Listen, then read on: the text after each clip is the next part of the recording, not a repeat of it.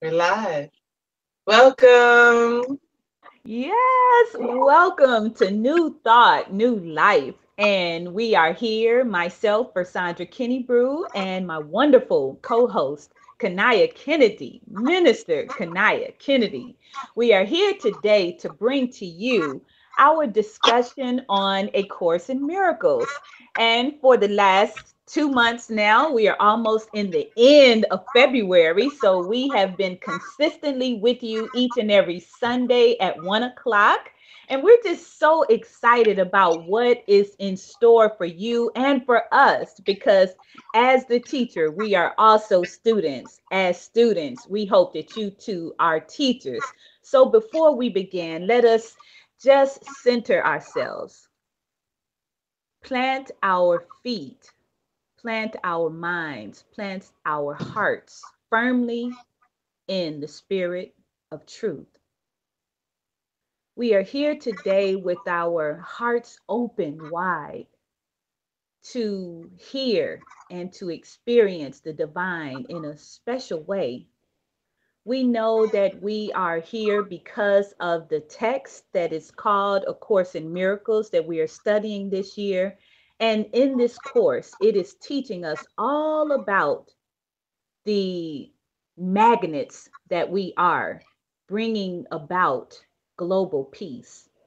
And in that thought and in that mindset, we focused our intention on peace everywhere we go. Every turn we take, we focus on peace in our consciousness, in our minds, in our hearts, in our thoughts. Because love and peace go side by side together. And as we embrace this, there is no need for war. There is no need for envy, jealousy. There is only love in this space of peace. So today I would like to share with you from the transformative thought, the soul sacred shift. This is a message from Reverend Reginald Howard in his book. And it was our message today at Truth and Transformation Ministries, and I thought it was so powerful and definitely worthy of sharing again. It states that I am the ultimate energy of God. I am unbreakable and unshakable. I am ageless and deathless. With God's unlimited strength as my foundation, I cast out demons of despair, depression, isolation, and anger. A house divided against itself cannot stand.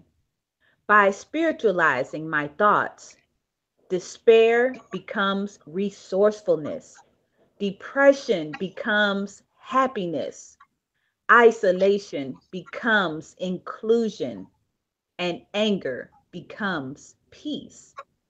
Since I am made in the image and likeness of God, I do not engage conditions, circumstances, or people that do not support my highest good. Despite physical diagnosis, I give myself a spiritual prognosis of divine wellness. As I exercise divine strength, God's unconditional love and supreme power reign in, through, and around me.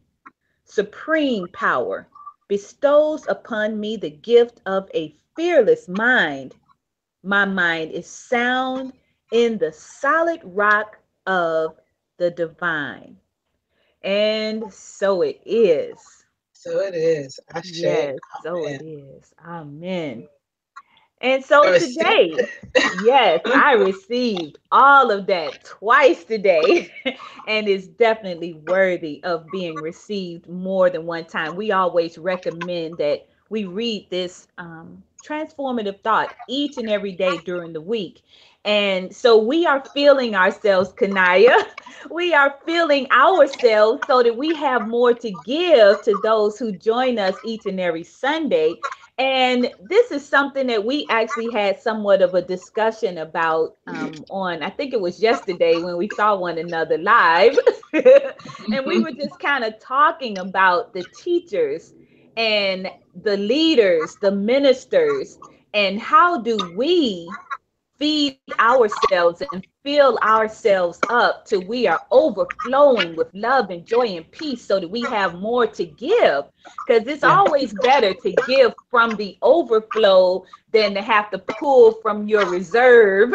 Yeah. And so, yeah, so this is what this demonstration of this particular introduction is really what I'm hoping to share with you is that just as I come before you as a teacher, I am also being taught, and I'm also sitting at the feet of those who are in a position to impart wisdom and knowledge and spiritual principles to help me to grow.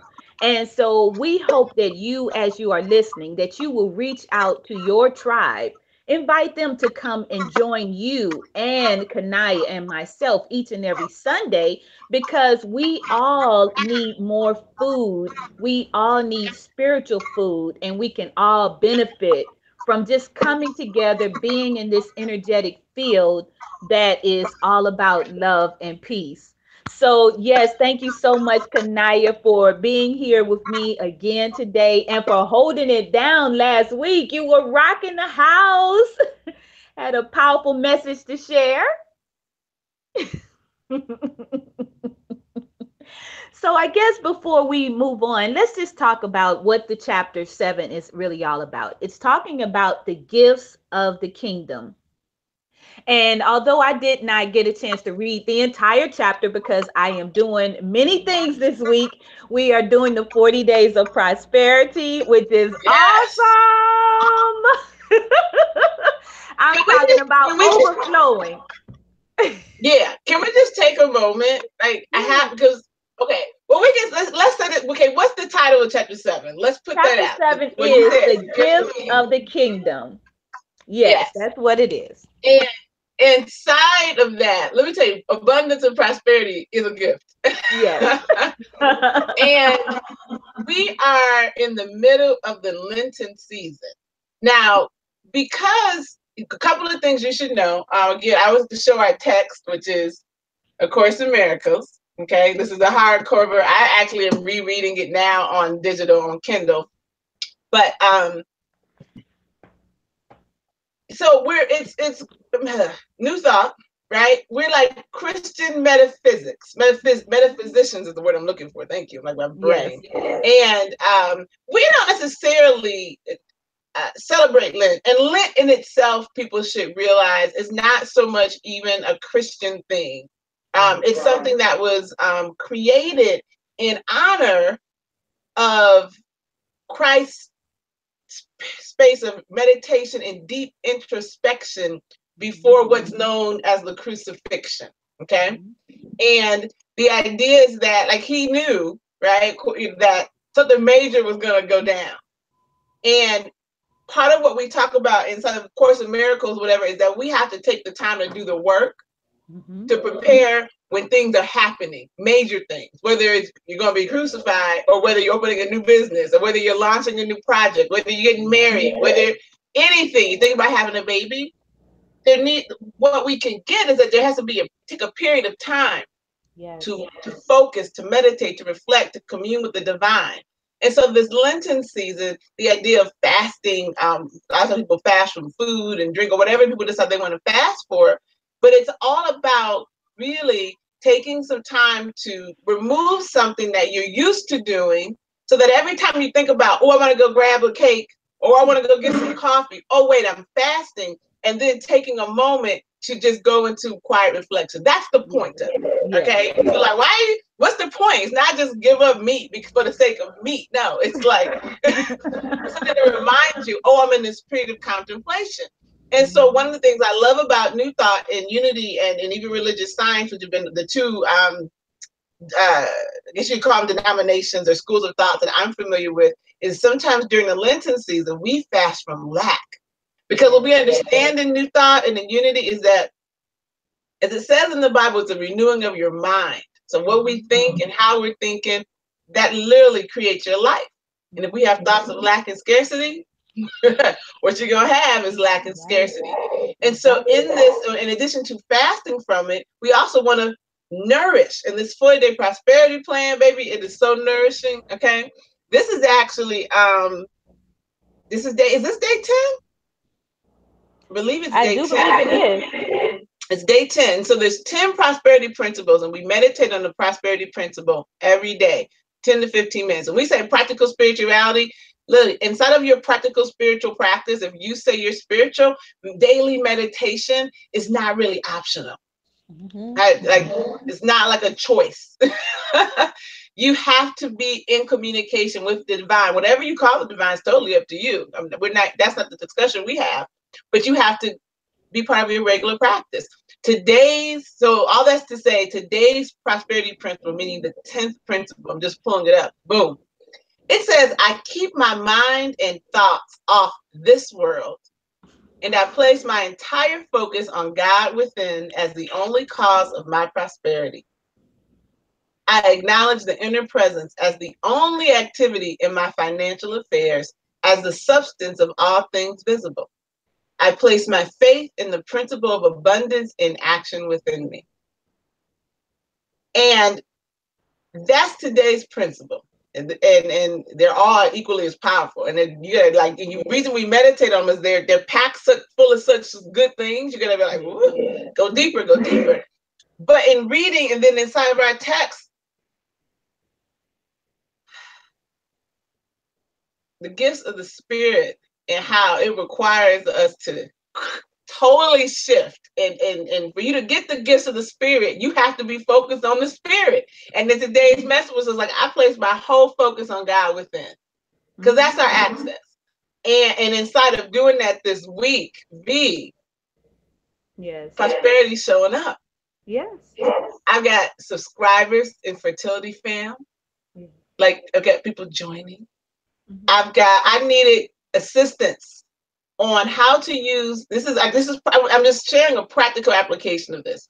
I needed assistance on how to use Google AdWords to begin to promote my fertility support group. I was trying to use Google AdWords. I've used it before, but whatever the reason, it was not coming to me. And this was on Tuesday night. I woke up Wednesday morning, had a doctor's appointment. I leave a doctor's appointment, and I check my emails, and it's like, here's a reminder, your Google digital coaching session is at noon, lunch and learn. This event had totally slipped my mind. It was on my calendar, but somehow I didn't see it. Like, literally, it was invisible. But the reminder came, and I go, and I literally got coached for 3 hours from Google on how to do this. Boom. That's prosperity showing up. Yes. Yes. That's what it looks like. Prosperity is not always, money raining down from the ceiling. That's not what it looks like. Yeah. But it's your pathways will show up when you need them. So when Spirit says, check your emails before you leave the doctor's office, because it's 11:55 and the lunch and learn starts at noon. And I didn't say, oh, but I want to run over here and grab something to eat, and then I'll check my emails. Nope, I checked it in that moment. And they served a delicious lunch. It was catered. It was fabulous. And I didn't pay for any of it. It was beautiful. That was a blessing. That was abundance. And now I have a digital coach from Google who will help me craft my ads and make sure that my ads deliver clients. And it's already working. So that is what? Yes.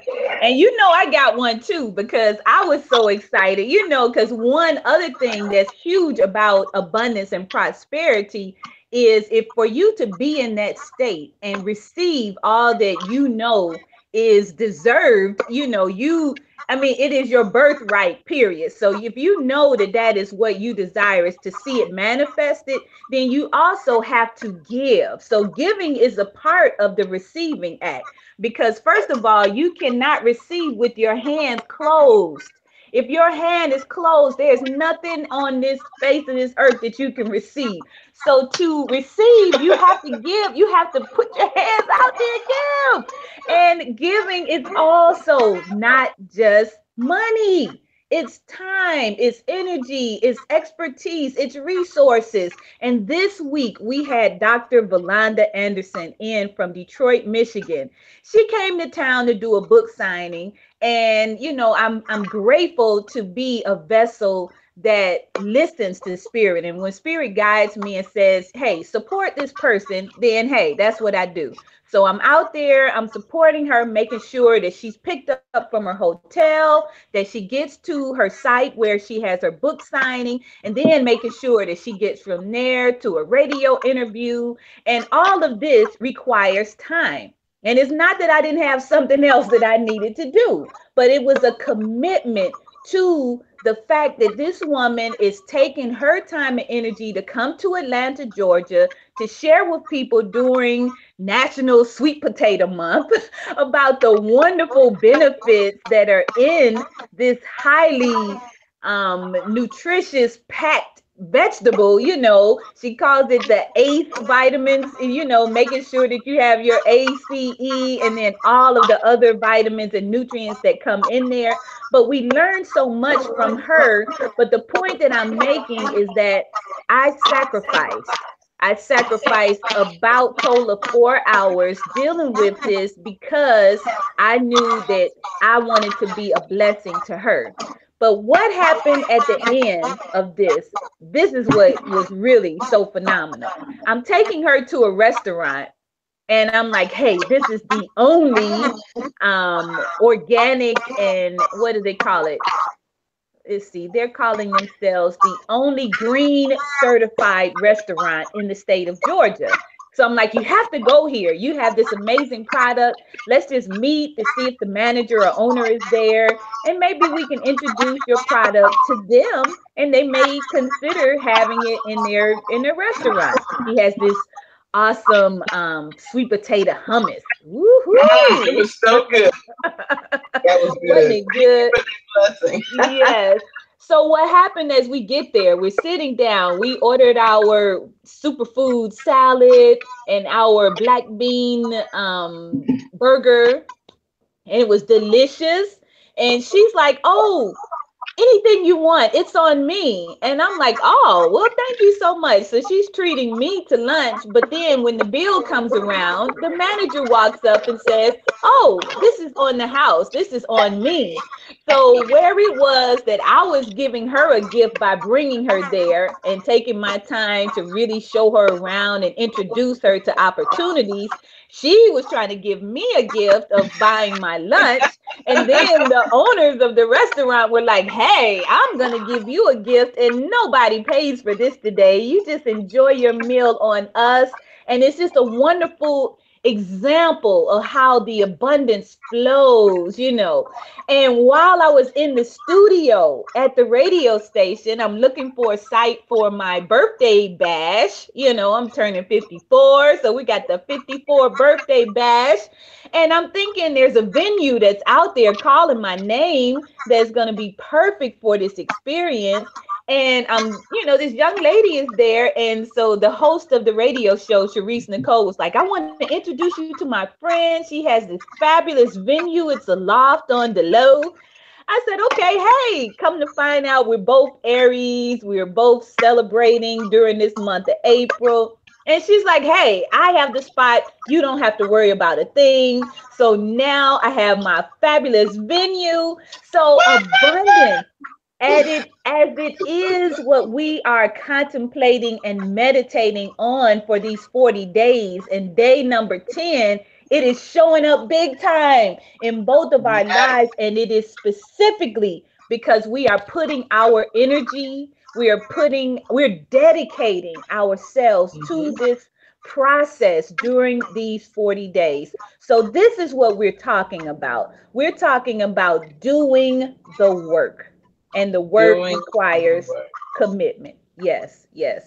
Woo! One of the key things, girl, that is a wonderful testimony. That is the hotness. Yes. And you touched on, you said, in order to give, you must receive. In order to receive, you must give. Yes. And I'm going to backtrack just to the end of chapter 6, because although this is chapter 7, chapter 6 literally what it says under lessons of the Holy Spirit, because in chapter 6 we're talking about the Holy Spirit, but it says to have, give all to all. Mm-hmm. Mm. A lot of times we think if I give it away, I won't have anything left. Mm-hmm. We think if I have 2 apples and I give away 2 apples, well, then I have no apples. Mm. That's how we're taught. It makes Yeah. sense. I mean, you're like, literally, I got this, I got this. If I give them to you, then I have nothing. Mm. That understanding that I literally, when we talk about this, I've just created the space to receive any and everything. Yes. See, as long as this is in your hand, you do have it, but there's no, or you try to add more, you're trying to add extra in. I'm gonna hold on to what I got, and then I want more. Ah! And then I lose it all, Yes. or it becomes heavy. Mm-hmm. But when we understand to have, give all to all, you Mm. create this space of continual reception from the Yes. divine. Mm-hmm. I love it. I don't know what the Spirit has for me. Yes. I was in a conversation this week, virtual though, talking on, well, trust, which is, okay, we're gonna get there. But let's, to have all, give all. So when we just understand that your access to receiving, to having is giving. That giving, as we said, can be time, it can be money, it can be energy, it can be love, it can be anything. Mm-hmm. But as long as you hoard, you stop the flow. The imagery I loved when I was in my ministerial training, I can't remember what text it was, it doesn't even matter. Imagine that God is the source of a waterfall high up in the mountain. Okay? And that waterfall sends water down the mountain to lakes and rivers and streams and brooks. Okay? We are, whether we're a brook, a lake, a stream, it doesn't matter. We're a recipient of the water from that source. Yes. If we dam up our lake, our stream, because we're like, oh, my water is flowing away, I must hold it. If you dam it up, what happens? You will begin to flood the land, because guess what? Spirit is going to continue to flow. Going to continue to flow. So there's destruction with flooding. Or if you say, oh, I'm getting too much water in, so let me stop it at this end too. You dam it up from the source and you dam it up. But now you've got all this water and it's right there. The problem is that the water can't flow. Yes. What happens when water sits stagnant? Stagnant, stinky. It gets rank and you grow algae and mold and it's gross. Nothing can live in it. But if you're so worried about what's going to flow out and you're worried that this is what the source is going to dry up, you want to try to contain what you have. And then it works for a minute. It does. Yes. But inevitably, when you try to hold on to your little bit, it will turn rank. Mm-hmm. Whereas if you understand that you're in the flow, you just it just, as it comes to you, you give it away. So as we get this information, part of why we're doing this class, this is our giving. As we read this text, as we get insights, we have to give it away, because that's also partly how you learn.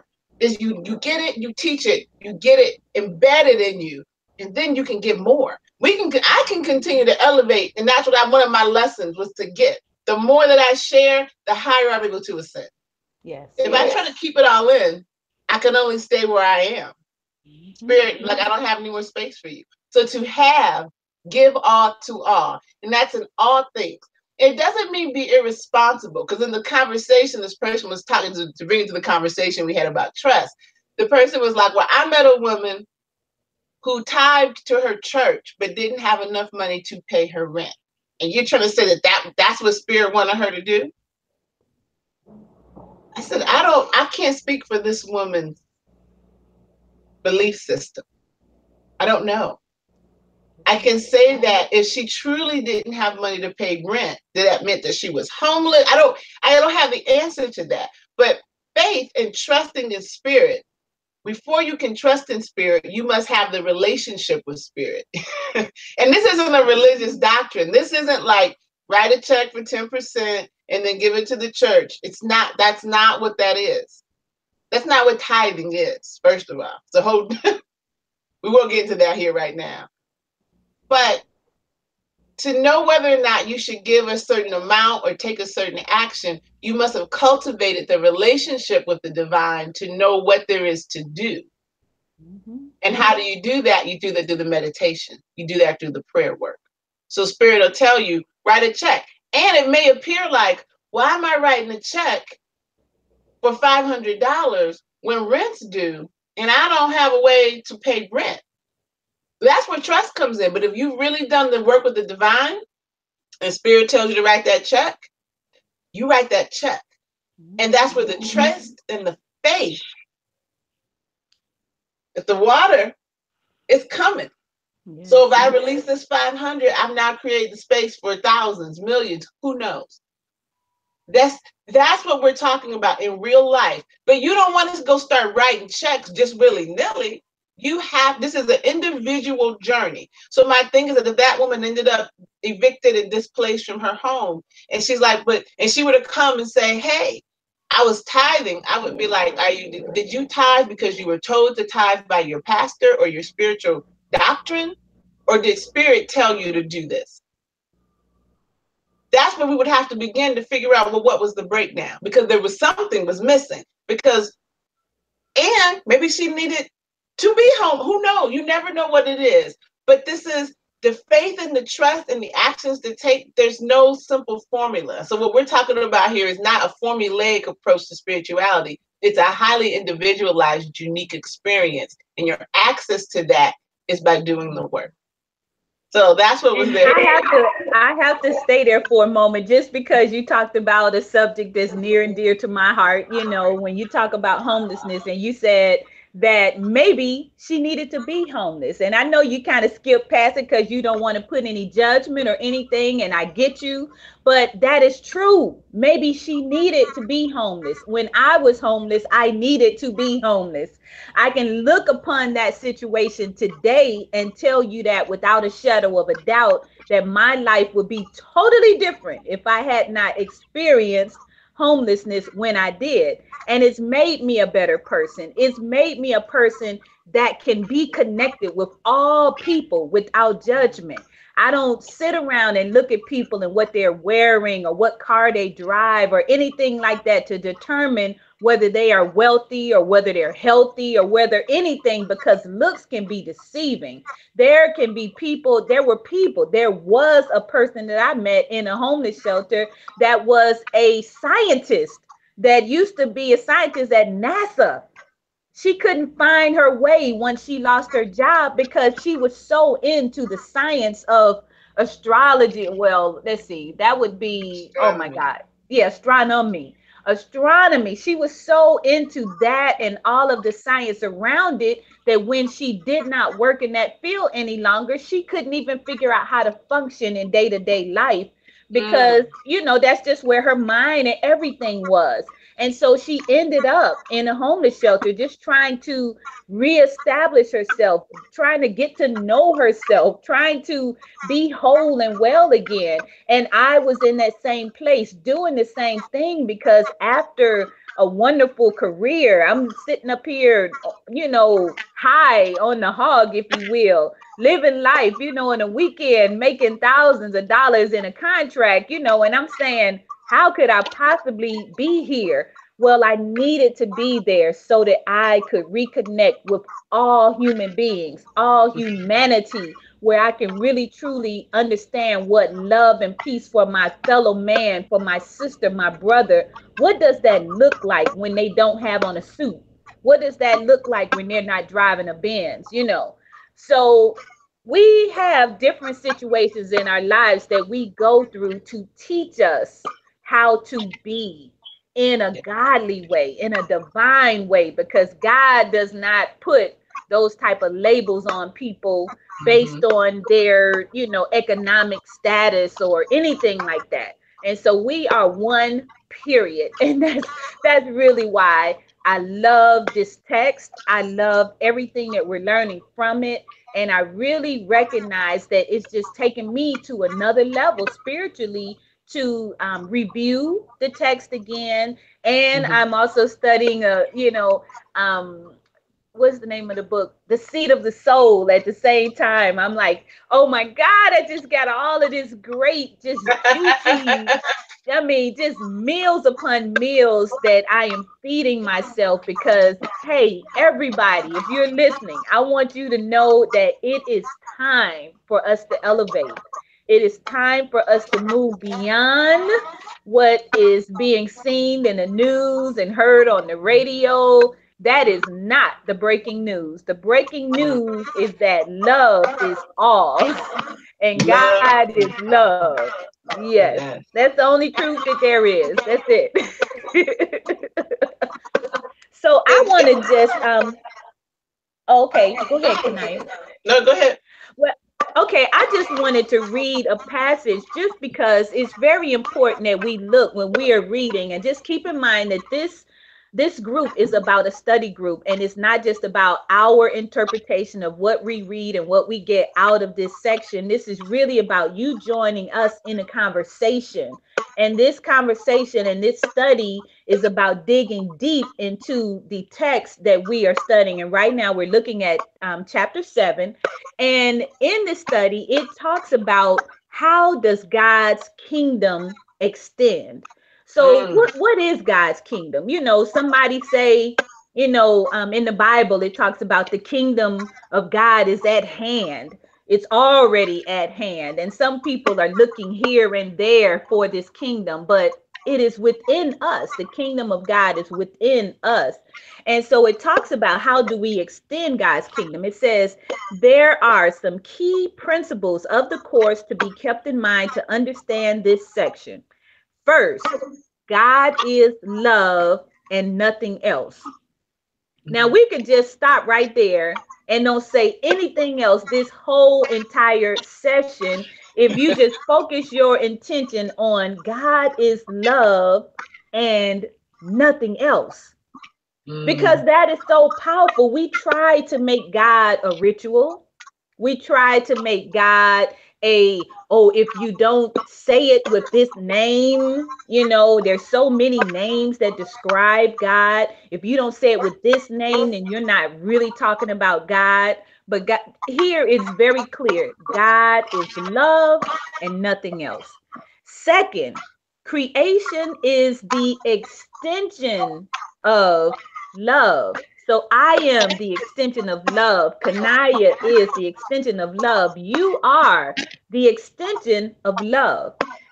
To create it, to extend love, which is to extend God. And as it is said in the clarification, in the terms mind and spirit, spirit is the thought of God, and thus spirit is the Son of God. So your thoughts, your everything that comes out of your mind are just extensions of God. Since God is love, his thoughts are thoughts of love. So spirit is love. There is no duality in love, there is only oneness. So, Mm. this is something for us to really meditate upon as we read through the text and understand what it is saying to us, because there is no duality in this whole process.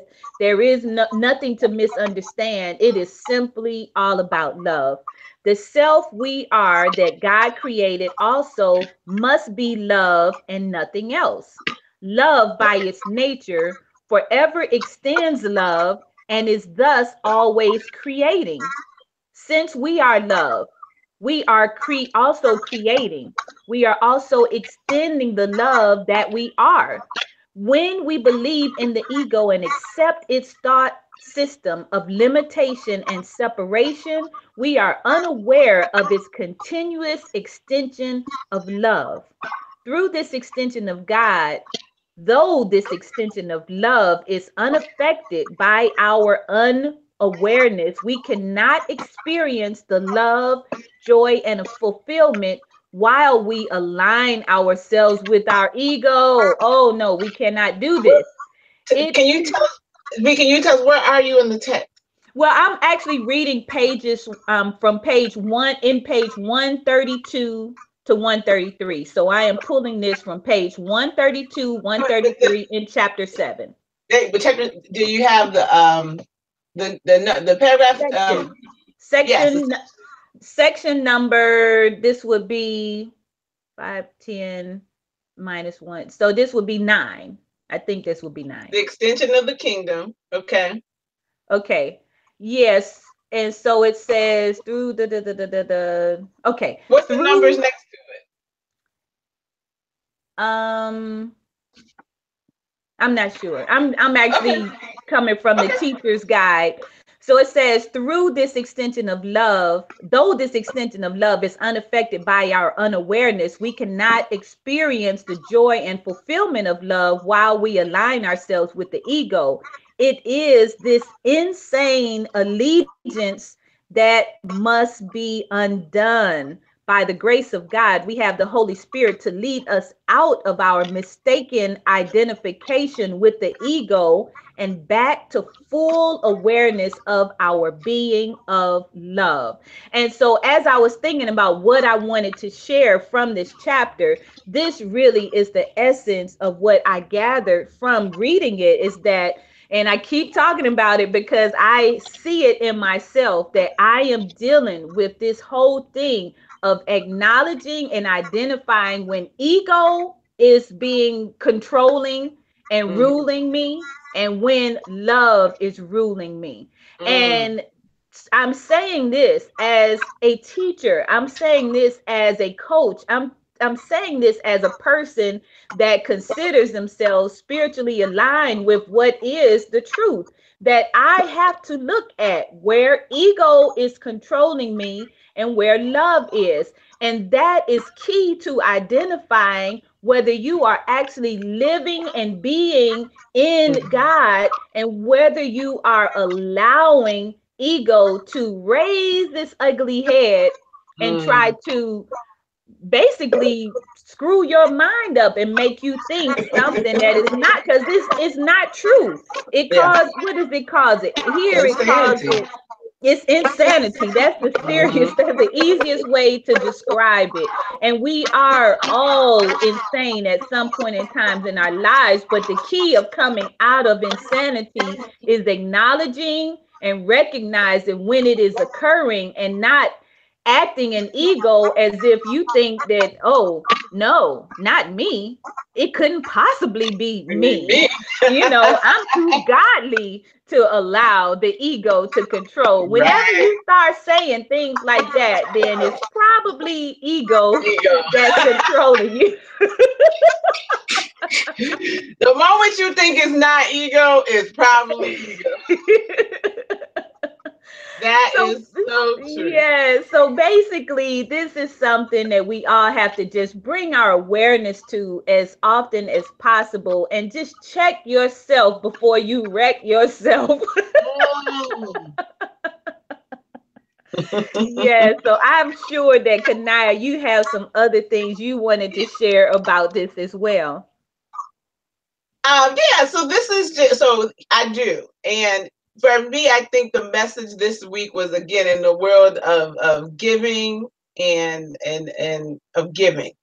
So it's section 9. So it was something kind of familiar, but it wasn't quite where you were reading. But section 9, the extension of the kingdom, and it's talking about, again, our creativity comes from divine.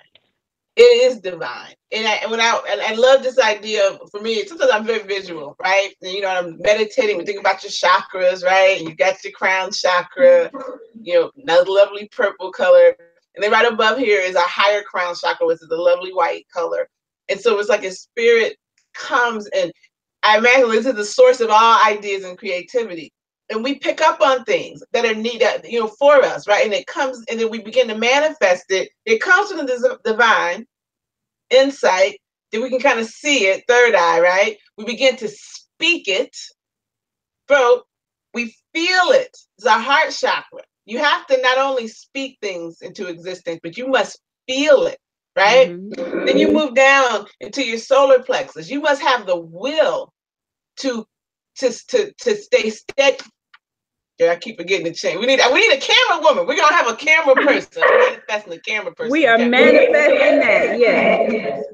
But then now we're in our solar plexus here, which right in your abdomen, where your will is to continue to stay in action, right? Mm-hmm. So that whatever it is that's come to you can take it to action. Then we move into our creative chakra. Now, but look at all that. We've done all this thinking, feeling, speaking, discipline, but we haven't actually really created anything yet. We don't get to creativity until we're moving down. We're almost at the end of the chakras.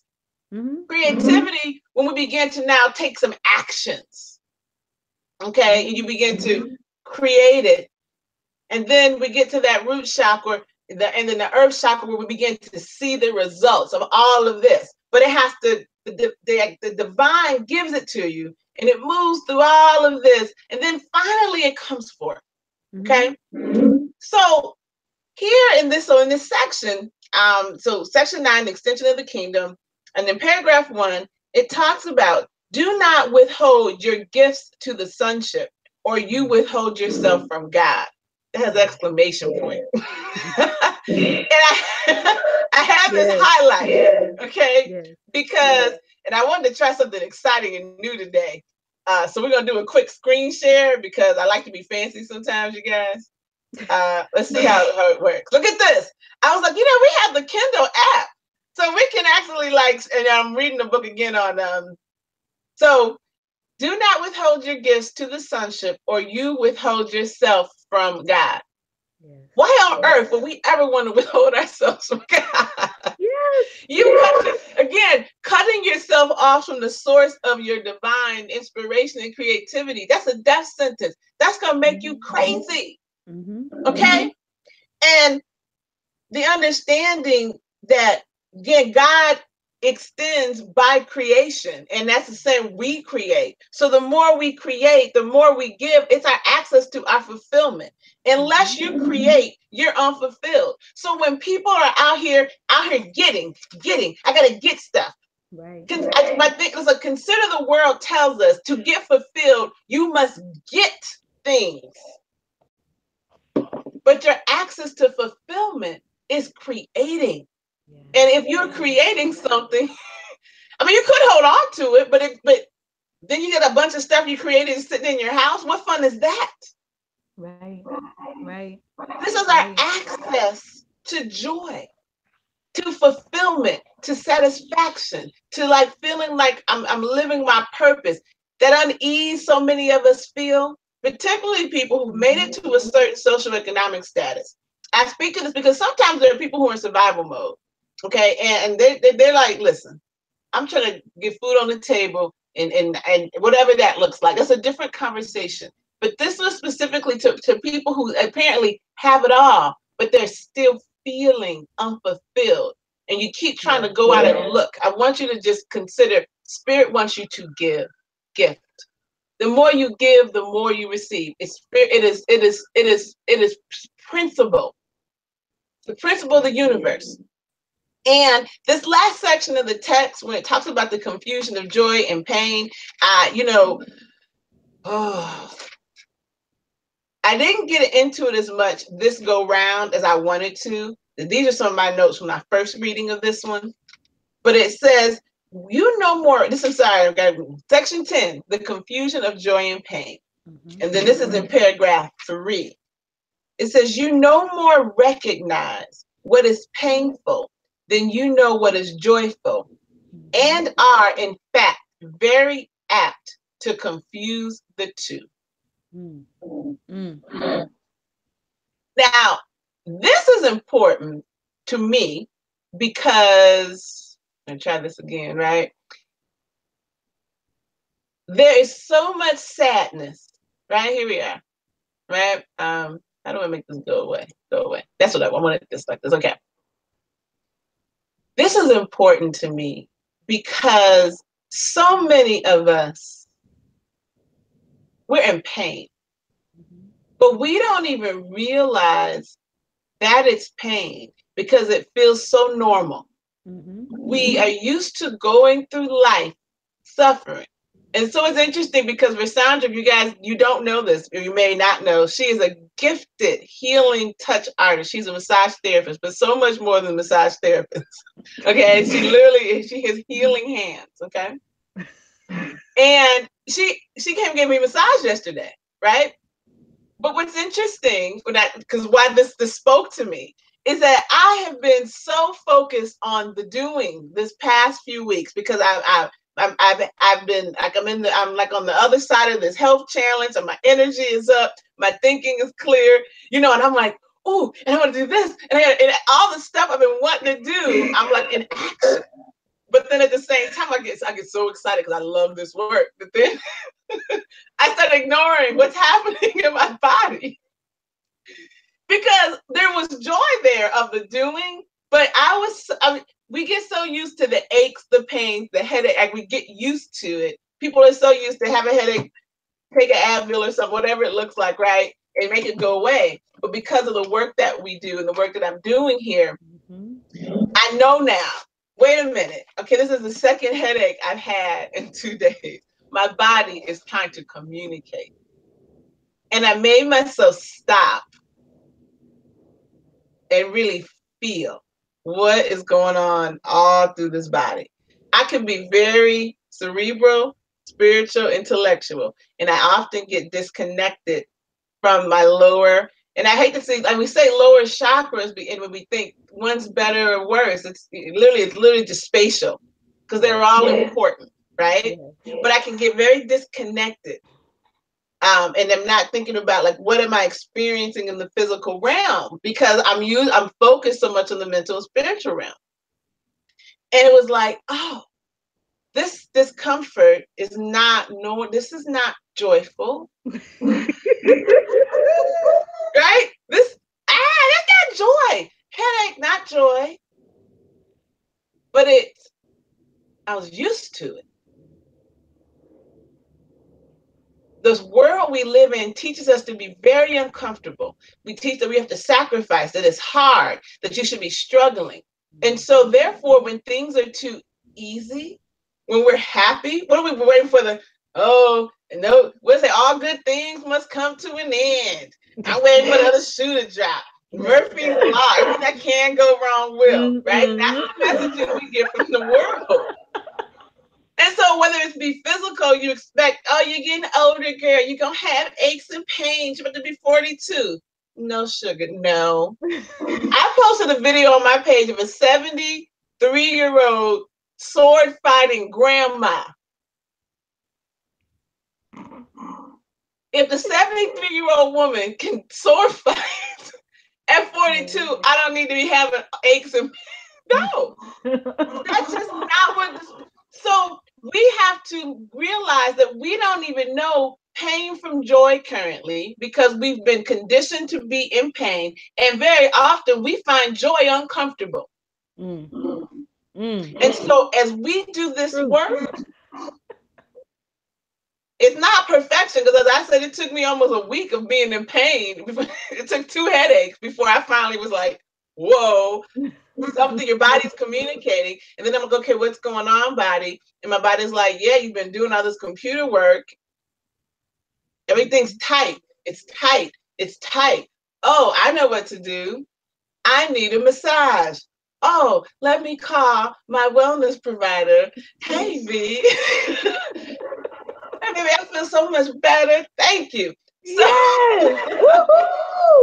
But we have to begin to retrain ourselves to experience life as it was intended, which is joyful. But first you have to accept you're supposed to have joy, and that the world's message of struggle and strife is a false narrative. It's error thinking. It's not love, thus it's not God, thus it's not for us. Yes. Oh, that was it right there for me. Yes, that's it right there, boy. So glad you're feeling better.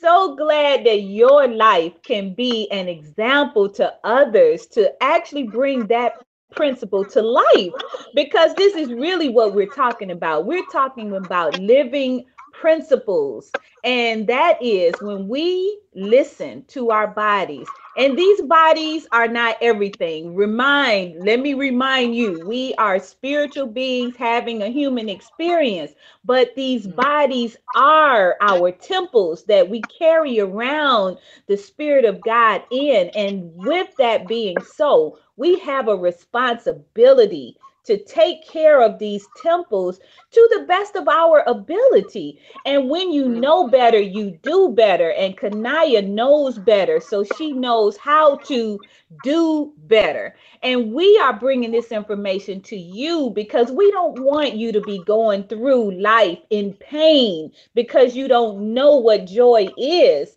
You do not have to go around in life being miserable, angry, upset, pissed off 24/7. Come on now. And you think that's not going to take a toll on your body?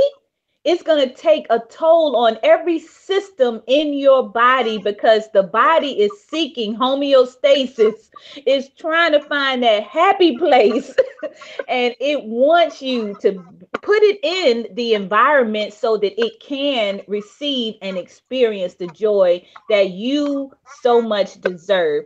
So we hope that you are reading the chapter. We hope that you will go to the New Thought, New Life Facebook page, which is where we have the conversations throughout the week. This is not just about Sunday at 1 o'clock from 1 to 2. This is an all week long opportunity for you to come to us and just kind of drop a line and say, well, I read that, but I didn't even get it the same way. I didn't hear it, or I didn't read it in the same way that you're describing it. And these are my thoughts. Your thoughts are your thoughts, and we welcome them. Long as it's from a spirit of love, it is all good because that means that God is in the mix. But we want you to get the most out of the time that we're putting forth to share what our insights are. Bring your insights to the table. You're a teacher just like we are. We are teachers, and we are learners. We are being taught. And you can, help and bring your love to the mix and just bring it right on into this group, because we just really see this expanding out. This is a global group. So this is not just here in Atlanta. We might be, in this space of Atlanta at this moment, but this is a global group. All around the world, we invite you to join in. And if you see something a little different from what you see in other New Thought platforms, maybe that is the reason why you have joined us, because we want you to know that New Thought is not about any particular race or creed or color or even religious beliefs, because this is not really about religion, so much. This is really about global peace, and we want this for all people. Let's get rid of the bombs. There's no need for it. There's no need. It's that they exist as a symptom of insanity, and how we can know when we're all getting sane is when we're like, why are we doing this? This makes no sense. This should go. I just want to throw in here real quick. I will give a shout out to my millennials. This week I've had an opportunity to be with a few of them, and I was a millennial before millennials were millennials. Okay, because I came out of school, just very clear that I needed to work on purpose and for a purpose, and everyone thought I was crazy and whatever else. But what they found is that our millennials are in a space of what's the point if it's not making a difference? They're not as profit driven.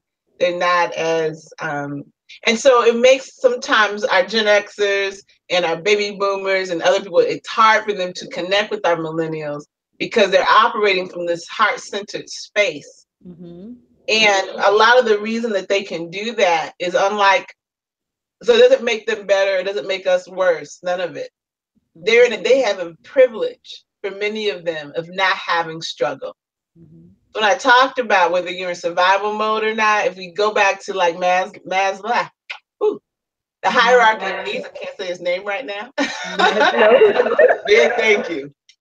When we're here in survival mode, we're not always thinking about love and like, because we're trying to survive.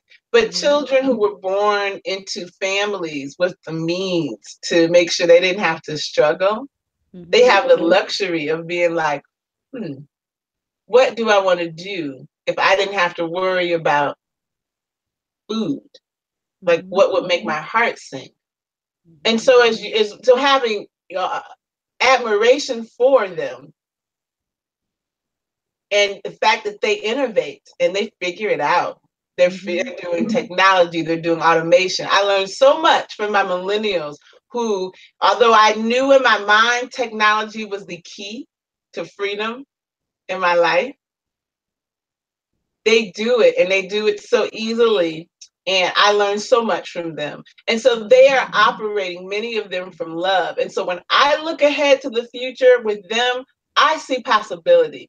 Because I see that they are coming behind us and they're changing the narrative that says there's no need for all this strife. Look at those babies who organized after this last school shooting on their own. The powers that be are confused. How could they do this if no liberal, right? They don't understand. Young people are so much closer to the divine. They haven't had a chance to have their hearts hardened. And they don't know anything about Republican, Democrat, liberal, because they don't know anything about that. They know that my friends are dying next to me in classrooms, and my peers, these are even younger than millennials technically, because these kids are in high school, right? But they're like, this doesn't make any sense. And they're in action. And so I say we're on the right track. And it's up to us as light workers to continue to love and nurture that energy and hold that space, that they will keep that connection to truth and love. And they are going to transform this world. That's what's on my heart. Yes, I say. And I just want to, as we prepare to close out too, I know we have had a wonderful day and our time is just about up, but I want to give a shout out to our touch artists who are learning to teach others how to embrace loving, nurturing touch as a form of communication and a form of intimacy. Into me seeing into a person through a closeness that's beyond what we have allowed in our society, because we are truly living in an anti-touch society that makes us believe that when we get too close, that somehow you are putting yourself in danger. But we know that there is a thing called intuition, something that allows us to see beyond the physical. And that is what we should listen to for keeping us out of danger, but not allowing fear to keep us from being connected to one another. So if you're interested in learning more about even becoming a touch artist, I invite you to visit touchartist.pro. Again, that is touchartist.pro. Learn about how you can join this movement of individuals who are teaching the art of touch as a form of bringing relationships closer together, and for allowing us to learn how to touch ourselves with love. We deserve to be touched with love too. And even in our own embracing our body temple and acknowledging that we are not just physical beings, but we love and respect ourselves as manifestations of God. We are manifestations of God. And when we do this, hey, we can't help but become better, greater, and higher as far as our consciousness, when we do that for ourselves. So thank you, Kanaya, for this wonderful session today. And thank you to each and every one of you who tuned in, and even those who watch this after this presentation has completed. The replay is just as good as the live version. Yes. So do you want to close us out with a final thought? Yes. Oh. All right. So, as we bring our time together today to an end, I encourage you just to take a moment and ground yourself in the space of the divine, of love. Always great to take a couple of deep breaths.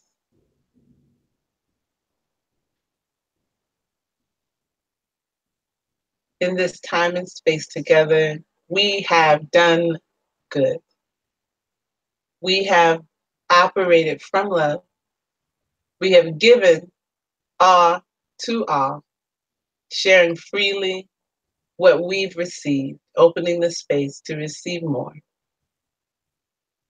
I acknowledge my co-hostess, acknowledge myself for being willing to take the time to do what we are called to do and to step into our divine purpose and fulfill upon our sacred contract.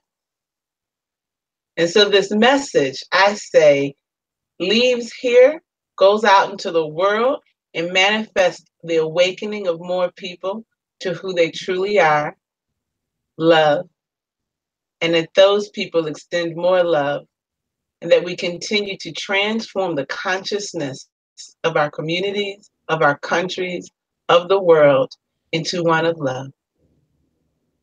And we are part of this transformation, and we acknowledge that every person in every role is necessary and vital. And so I thank you for the opportunity to be here. I thank you, Rissandra, for being here. And I thank you, Divine, for allowing us to be here. And so it is. Amen. Ashe. Ashe. In Lakesh Alakim. Until next week, be well. Stay fabulous.